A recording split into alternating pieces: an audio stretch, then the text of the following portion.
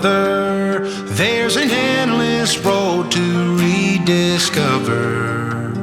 Hey, sister, know the water's sweet, but blood is thicker.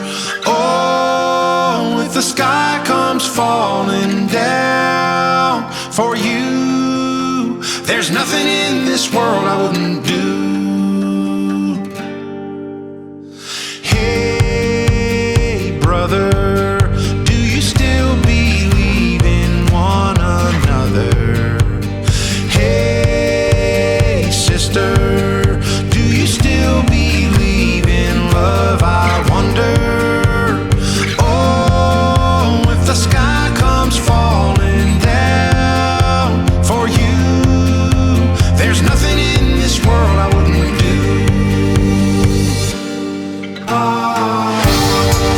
What if I'm far from home? Oh, brother, I will hear you call. What if I lose it all? Oh, sister, I will help you out. Oh, if the sky comes falling down for you, there's nothing in this world I wouldn't do.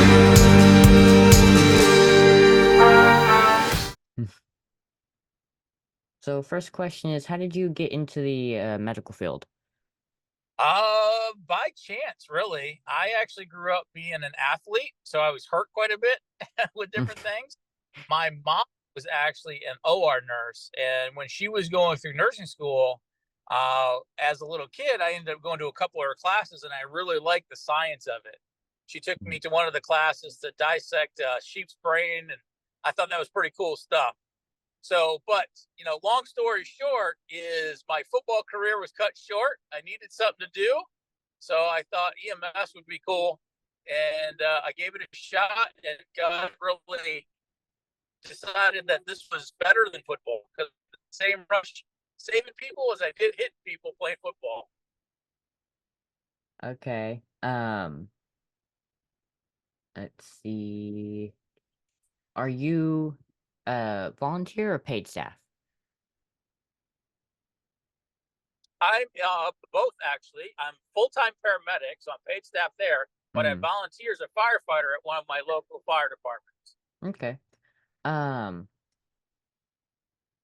And do you feel, since you're volunteer and paid staff, do you feel that there's a difference between the two?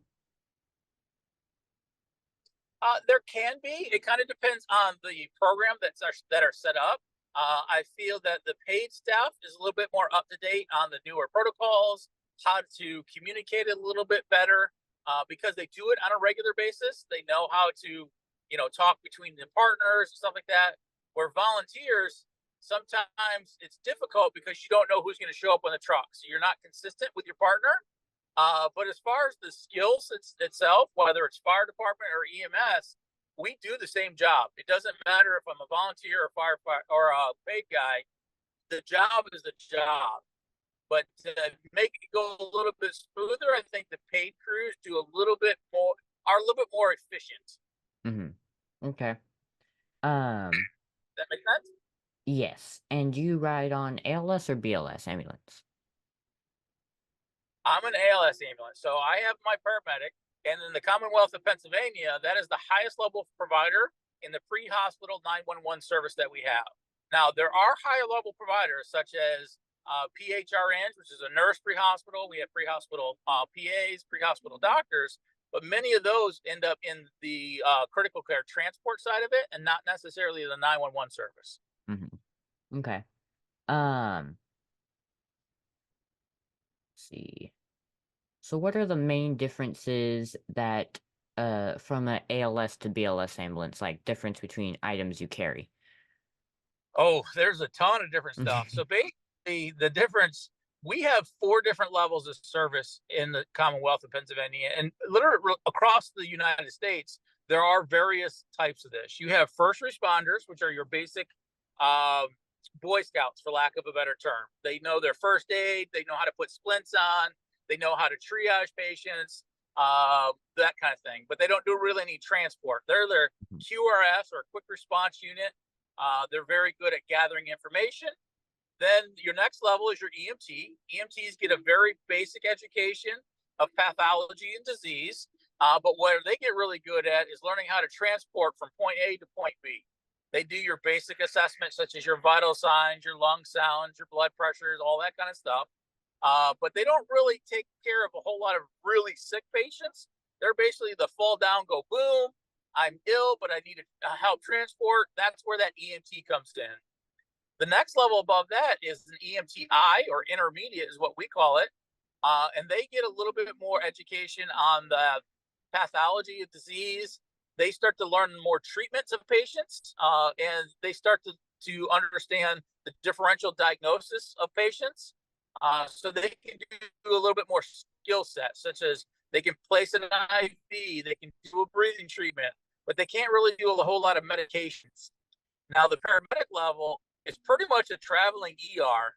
We can do everything that an emergency room can do within the first 15 minutes of any life-threatening emergency, whether you're delivering a baby, trying to bring someone back from the dead, trauma, all that kind of stuff. We have the skill sets, so we can do IVs, intubations, surgical trachs, chest decompressions, finger thoracostomies. We can do blood transfusions. We can do, like I said, intubations with medications. We have enough medications so we can either start your heart or stop your heart, whatever we need to do to keep you alive. Okay. And so as a paramedic, what's the first thing? Now, obviously, you do get some information before you arrive on scene, but what are the main things that you're looking for once you arrive on scene?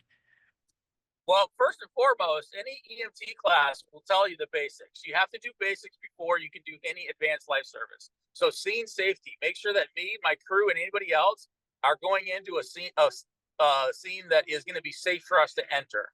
Otherwise, we'll need either additional resources like a police department, fire department, or rescue team, or something like that. But the things that I'm looking for are, where's the patient located? What happened to the patient? If that 911 dispatch can give me some information, that's good. But many times that information is wrong. And we understand that. They get as best they can. But, I want to know where they're located. That's another big thing right away. Mm-hmm. Given a good, accurate location is going to be key for me to make that quickest response. Okay.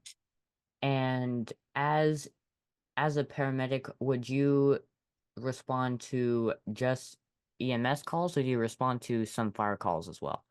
We respond to all things. Especially if there's a fire with entrapment or any kind of injury, if it's a prolonged fire response where we have to do medical rehab for any of the firefighters, we would take care of the medical aspect of it for that. So we do fire and EMS.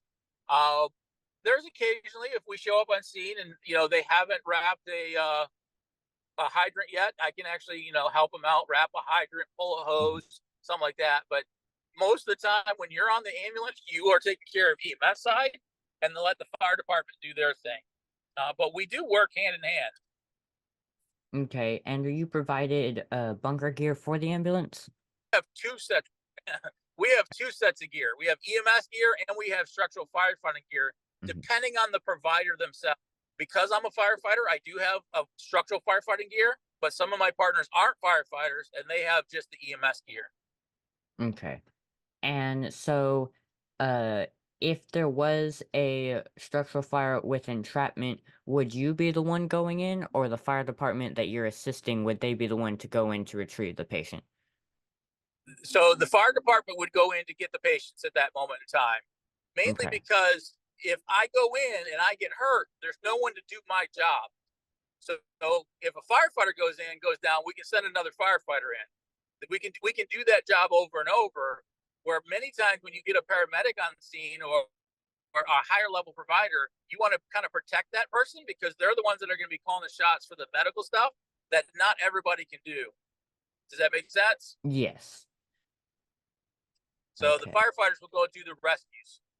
And Okay. I'm Johnny Spot. I'm at that door. I'm very close Mhm. to receive that patient, but they're going to go into the danger zone because that would, for me, be an unsafe scene that I couldn't work in. Yes. And so at the company you work for, do y'all I know here in Texas, some fire departments and ambulance companies will rotate staff. So, like, one day somebody's driver, one day they're in the passenger, one day in the back. Do y'all do that, or do y'all have designated positions all the time? Pretty much at the company I'm currently with, we're designated to our units. So right now, I'm the paramedic on the MICU service, which is a mobile intensive care unit, meaning I have my EMT partner or a EMT partner and myself.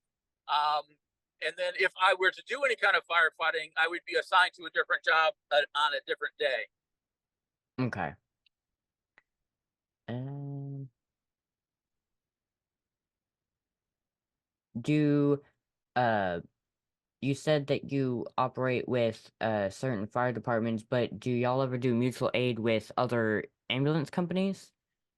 Yeah, very much so. In our territory, we are the ALS service that covers 11 different municipalities. And I think that's at least at least 6 or 7 different EMS units that we would respond and assist them. They're at that basic level EMT and ambulance service, and then we would provide that advanced life support for them. Okay. Um, and what would you say if somebody was wanting to get their EMT or paramedic certification, what would you say is the main things that they would need to have before or prior to getting that certification? Physical fitness and mental stability.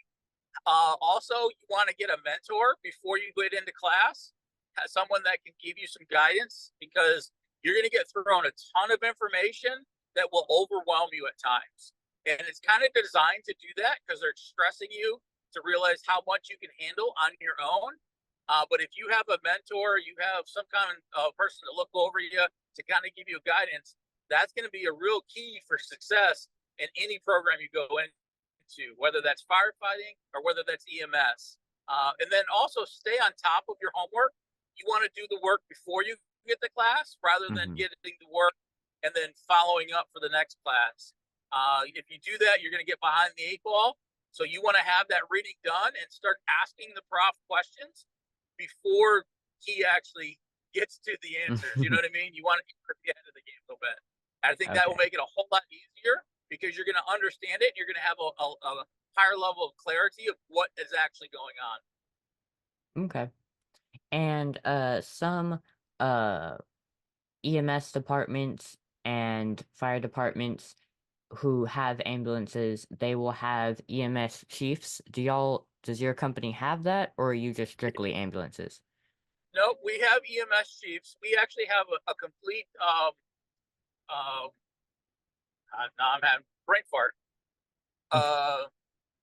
Hierarchy of staff. So we have captains, we have lieutenants, we have chiefs, all those kind of things. Just like you have in a police department or fire department, we have that same thing because there's so much to do within an EMS agency that has to be done, whether that's ordering supplies, taking care of disciplinary actions, taking care of payroll, all that kind of stuff.